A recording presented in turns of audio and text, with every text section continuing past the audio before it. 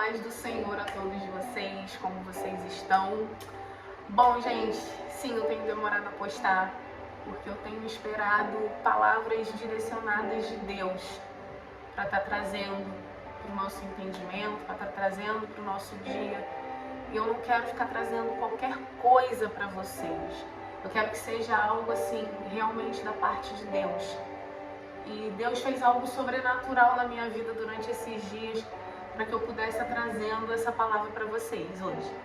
E sem mais delongas, vamos abrindo no livro de Mateus, capítulo 27, nos versículos 52 e 53. E abriram-se os sepulcros, e muitos corpos de santos que dormiam foram ressuscitados. E saindo dos sepulcros, depois da ressurreição dele, entraram na cidade santa e apareceram a muitos. Esse versículo, ele nos remete à ressurreição, nos remete a momentos que estamos vivendo dentro da igreja. Nós estamos nos fins dos tempos, no fim dos tempos. As coisas cada vez mais têm se apertado, a Bíblia tem cada dia se cumprindo de uma forma ou de outra, e isso está claro para nossas vidas. E nesse texto que a gente leu, levando ele mais a fundo, a gente pode ver a realidade das igrejas que estão dormindo e muitas das vezes estão sendo mortas, entregue a religiosidades, a pessoas que são presas a líderes, a pessoas de altos níveis, digamos assim, né, a seus pastores, e acabam esquecendo da verdadeira essência, acabam esquecendo daquilo para que fomos chamados verdadeiramente. E temos que buscar a verdadeira libertação, um verdadeiro encontro com Jesus, porque não basta só estar dentro do templo, fazendo algo que muitas das vezes é para alimentar o nosso próprio ego. Então Deus tem falado muito comigo, porque nós precisamos fazer verdadeiramente para Jesus. Porque Jesus, ele nos trouxe o evangelho simples, um evangelho de humildade. Mas o homem, como sempre, com a sua mania de grandeza, a sua mania de poder, a sua mania de querer saber mais, né? Acabou tornando a palavra do Senhor em algo pesado, algo que muitas das vezes nos faz até desanimar. Mas a palavra de Deus, em Mateus, capítulo 11, no versículo 28, deixa eu estar voltando aqui um pouquinho. No capítulo 11 de Mateus, Jesus ele vai nos dizer: vinde a mim, todos que estáis cansados e oprimidos, e eu vos aliviarei. Tomai sobre vós o meu jugo e aprendei de mim, que sou manso e humilde de coração, e encontrareis descanso para as vossas almas. Aqui Jesus já nos revela para que ele veio, qual era a missão dele aqui na terra. E com isso podemos ver que como ele veio como um homem humilde para nos mostrar a simplicidade das coisas. Mas mesmo assim, o homem não aprendeu. Mas por que o homem não aprendeu? Justamente por isso, pela ganância de poder, pela ganância de ser reconhecido, pela ganância de querer ser mais do que o outro. Então, essa teimosia do homem, essa ganância, levou Jesus à crucificação. Mas nós sabemos que Jesus já era o plano perfeito de salvação para nossas vidas. Mas Deus ainda tinha esperança que com Jesus na terra, ensinando o verdadeiro caminho, a verdadeira palavra, Deus tinha a esperança de que algo mudasse no coração do homem. E certamente não mudou. O homem continuou com aquela ganância de poder, de querer ser maior. Mas como sabemos que Jesus já era o plano de salvação? Em Gênesis capítulo 3, no seu versículo 15, Jesus já começa a ser revelado como um plano de salvação. Está escrito assim, em Gênesis 3, versículo 15: E porei inimizade entre ti e a mulher, e entre a tua semente e a sua semente, esta te ferirá a cabeça, e tu lhe ferirás o calcanhar. Aqui Deus revela que a semente da serpente, né, que é o inimigo, né, os principados e as potestades, viria ferir a cabeça do homem, do fruto da mulher. E Jesus nasceu de mulher. E aqui Jesus já começa a ser revelado, né? E em Isaías também, Jesus já lhe é revelado muitas coisas do que aconteceria com Jesus. Vamos estar lendo também Isaías 53. Aqui. Eu vou estar lendo só alguns versículos. Vou começar lendo o versículo 4. Verdadeiramente Ele tomou sobre si as nossas enfermidades e as nossas dores, levou sobre si, e nos reputamos por aflito, feridos de Deus e oprimido. Mas Ele foi ferido pelas nossas transgressões, moído pelas nossas iniquidades, e o castigo que nos traz a paz estava sobre Ele, e pelas suas pisaduras fomos sarados. Todos nós andamos desgarrados como ovelhas, cada um se desviava pelo seu caminho, mas o Senhor fez cair sobre ela a iniquidade de todos nós. Ele foi oprimido, mas não abriu a sua boca. Como um cordeiro foi levado ao matadouro, e como a ovelha muda perante os seus tosqueadores, ele não abriu a sua boca. Da opressão e do juízo foi tirado. E quem contará o tempo da sua vida, porquanto foi cortado da terra dos viventes pelas transgressões do meu povo, e foi ele atingido. E puseram a sua sepultura com os ímpios, e com o rico na sua morte, porquanto nunca fez injustiça, nem houve engano de sua boca. Todavia o Senhor agradou em moê-lo, fazendo-o enfermar. Quando a sua alma se puser por expiação do pecado, verá sua posterioridade, prolongará os dias, e o bom prazer do Senhor prosperará na tua mão. E aqui o Senhor nos revelou o que aconteceria com Jesus. Jesus, ele foi moído, ele foi ferido por mim, ele foi moído, foi ferido por você. Porque Jesus já era o plano de salvação, o plano que Deus tinha para as nossas vidas. E quando Jesus andou pela terra, ele nos trouxe ensinamentos através de suas parábolas. Jesus fez milagres inimagináveis. Jesus ele quebrou muitos paradigmas. Mas pela falta de conhecimento e pela incredulidade, cegueira espiritual do homem, eles não reconheceram que o caminho e a verdade estavam ali, na frente deles. E o homem trouxe isso para os dias de hoje, que não é nada diferente. E Jesus, quando ele se revelou a Paulo, Paulo foi usado inúmeras vezes e nos alertou sobre muitas coisas que aconteceriam até nos dias de hoje, né? porque pela falta de conhecimento, muitas das vezes uma igreja pode matar uma pessoa espiritualmente.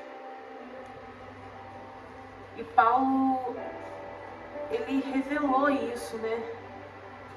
Em Atos, no seu capítulo 20 e no versículo 29,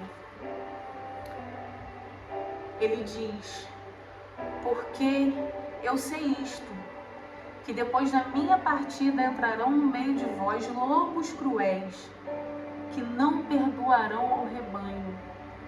Aqui, quando Paulo faz essa revelação, ele já está mostrando que muitos líderes, pela sua ganância de poder e por querer estar certo, por impor leis, por impor coisas que muitas das vezes até mesmo nos afastariam do caminho do Senhor.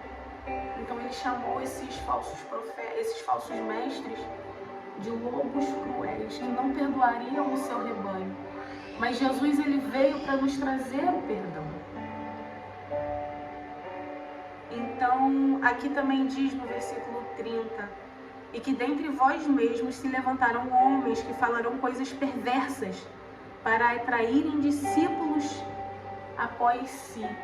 Aqui ele diz que esses lobos cruéis, eles falariam coisas perversas e atrairiam, né, discípulos para si, para que isso fosse dando continuidade. E foi dando continuidade até os dias de hoje, né?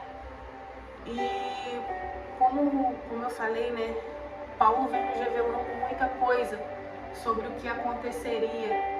Em uma das cartas que ele escreve a Timóteo, no seu capítulo 1, no versículo 3, ele fala com Timóteo: como te roguei quando parti da Macedônia, que ficasse em Éfeso, para advertires alguns que não ensinem outra doutrina. Aqui, quando ele diz que não ensine outra doutrina, ele está falando desses lobos cruéis que levariam falsas doutrinas ao povo, distorcendo totalmente aquilo que Jesus veio pregando, totalmente aquilo que Deus havia discernido Jesus a fazer. E ainda no primeiro livro de Timóteo, ainda no capítulo 1, no versículo 7, ele diz sobre a ganância do homem, querendo ser doutores da lei e não entendendo nem o que dizem e nem o que afirmam. Sabemos, porém, que a lei é boa, se alguém dela usar legitimidade.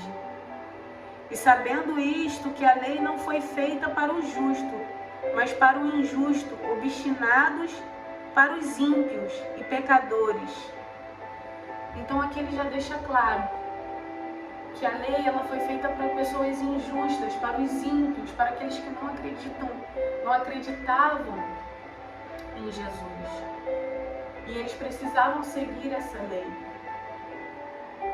Porque se a gente é justo e anda conforme a vontade de Deus, conforme aquilo que Ele nos ordenou, a gente não precisa seguir uma lei, porque a gente vai se desviar daquilo que não agrada a Deus.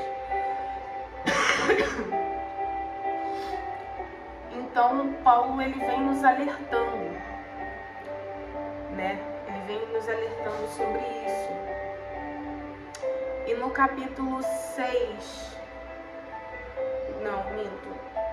no capítulo 4, Paulo, ele vai continuar nos alertando, onde a fé de muitos se esfriaria e a apostasia seria instaurada no nosso meio. No capítulo 4 de 1 Timóteo. Mas o Espírito expressamente diz que nos últimos tempos apostatarão alguns da fé, dando ouvido a espíritos enganadores e a doutrinas de demônios, pela hipocrisia de homens que falam mentiras, tendo cauterizada a sua própria consciência, proibindo o casamento e ordenando a abstinência dos manjares que Deus criou para os fiéis, e os que conhecem a verdade, a fim de usarem deles com ações de graças. Porque toda criatura de Deus é boa, e não há nada que rejeitar, sendo recebido com ações de graças, porque pela palavra de Deus e pela oração é santificada. Aqui ele já nos alerta que muitas coisas aconteceriam distorcendo coisas que Deus criou, coisas que são boas para o homem, né? E muitos se apostatariam da fé, né? E Deus ele vem nos alertando através de Paulo, através das cartas que Paulo escreveu a Timóteo. Então a igreja precisa estar em constante vigilância, em constante oração. No livro de Mateus, vamos voltar lá em Mateus, no seu capítulo 26, Jesus, quando estava no Getsemane, ele alertou, no capítulo 26 de Mateus, no seu versículo 41, Jesus diz assim: vigiai e orai, para que não entreis em tentação. Na verdade, o espírito está pronto, mas a carne é fraca. Então, Jesus aqui, primeiro ele nos manda vigiar. Primeiro ele nos diz para estar em constante vigilância. E depois ele nos manda orar. Porque através da oração a gente vem obtendo a sabedoria enviada de Deus para nossas vidas, para que não venhamos cair em tentação, para que não venhamos cair em contradição do que está na palavra de Deus. Porque, como eu falei no início, hoje as igrejas estão dormindo, e muitas até em morte espirituais, frieza espiritual dentro da igreja, pessoas indo automaticamente. Mas quando Jesus ele nos diz aqui para vigiar, como é que a gente vai vigiar? A gente vai entrar em constante vigilância através da palavra, se alimentando diariamente da palavra do Senhor, se alimentando diariamente daquilo que Deus tem para nos dar, buscando conhecimento de Deus. E através da oração. Porque a oração é o complemento do nosso alimento diário espiritual. Porque quando a gente busca na palavra e quando a gente ora, Deus derrama sabedoria sobre nossas vidas. E não deixa que a gente venha cair nesse esfriamento, nessa morte e nesse sono profundo. Então é esse alerta que Deus vem nos dar hoje, que venhamos ressuscitar, que a igreja venha se levantar, que a igreja venha se posicionar no fim dos tempos e que venhamos pregar a verdade, porque nós temos um evangelho simples. Jesus, o plano da salvação, o plano perfeito, ele veio nos ensinando o verdadeiro caminho e ele veio nos dar o sentido da vida. Então Jesus hoje convida você, como igreja, a ressuscitar, a se levantar e ir para o bom combate e guerrear contra os principados e potestades através da vigilância, através da oração, através da palavra do Senhor. E essa foi a palavra que Deus colocou no meu coração para trazer para vocês. Levanta, desperta tu que dormes, porque o fim dos dias já está aí. Jesus está às portas. Vamos nos levantar, igreja. Vamos ressuscitar e vamos levar o evangelho Vamos pregar o reino dos céus. E assim, eu já venho agradecer a atenção de todos vocês. Que Deus venha abençoar a vida de cada um de vocês e que essa palavra venha brotar no coração de vocês e venham trazer bons frutos. Amém? Até o próximo vídeo. Tchauzinho.